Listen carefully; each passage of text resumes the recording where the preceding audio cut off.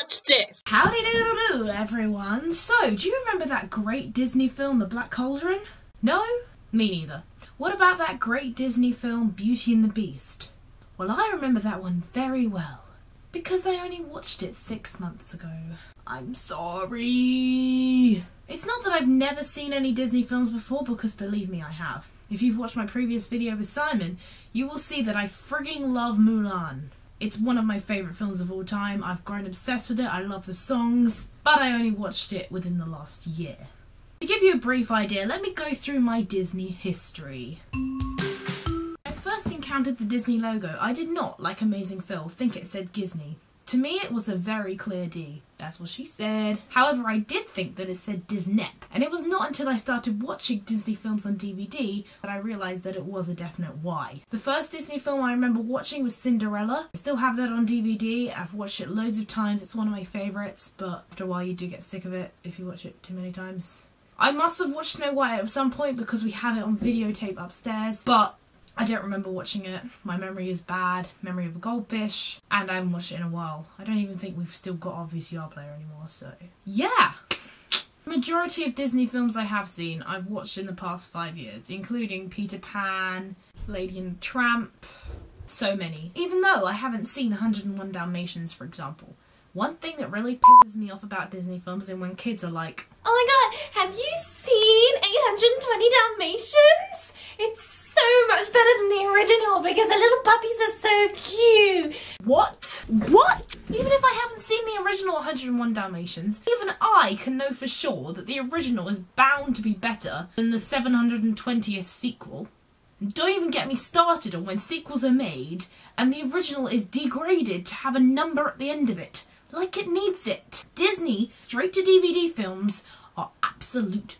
They're simply a way for Disney to make extra money off of fans who love the franchise but using crappy plots and bad animation. For example, I've seen Mulan. I love the story. It's based on a real woman, so it's a really deep plot. It's very inspiring. It promotes female strength, feminism, and then the second one completely degrades that. Suddenly Mulan's this woman who is obsessed with her boyfriend. The whole film is just about her relationship with him. Completely ruined. And that kind of breaks my heart. Because I do love Disney films, in spite of me not having seen many of them. I do, however, know a lot about Pixar films.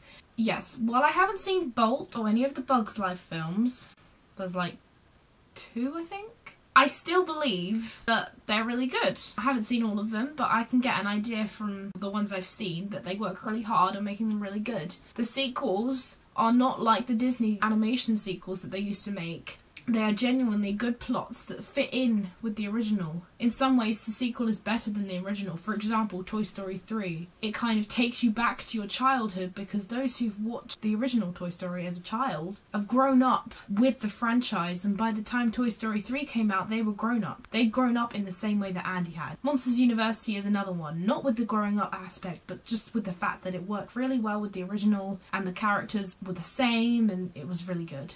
It does get a bit confusing with the lines of Disney and Pixar though, the way they mould together. Because I think recently, since Disney learned how to computer animate, I can't tell which film's a Disney film and which film's a Pixar film. Like, I think Inside Out is a Pixar film, but Big Hero 6 is Disney. So, I don't know. Frozen is definitely Disney. I don't understand all the hype with Frozen. Why? Why has this one film got so much hype behind it? It's simply the same as any other Disney film in my opinion, if not worse. I feel like the characters are shallow and cheap, and even though they pretend to have this argument of feminism behind it, they still kind of need men there. Do we really think that Anna would have done as well if she had, if Kristoff hadn't been there? It's just something to think about. Elsa is a friggin' badass. That girl can survive on her own. I still don't think the film promotes feminism, especially as Mulan exists as a film and is a much better example of feminism, in my opinion, and yet people think that Mulan is like the forgotten Disney film. Anyway, that is the end of this video. I hope you enjoyed it. Give me a thumbs up if you liked it. If you want to see more of my virginity videos, then please subscribe to me. La semaine prochaine, next week, if you don't speak French. I'm going to be talking about how little I know about Trivial Pursuit. Because last time I played it, I think I got no cheeses. For someone my age, Disney Trivial Pursuit would be the easiest version. Even though there were things like Pixar involved with it, I forgot which Finn was Nemo's Finn. Lucky Finn. I can't believe it.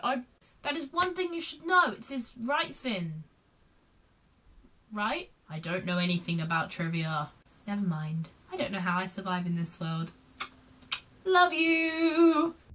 Thanks for watching. If you want to see my previous video that I made with Simon, click to the right. If you want to see a video of me when I was little singing, click to the left, or click below to subscribe. Repo Flamogozo. It looks stupid when you write it down. However, I did think that it did look a bit...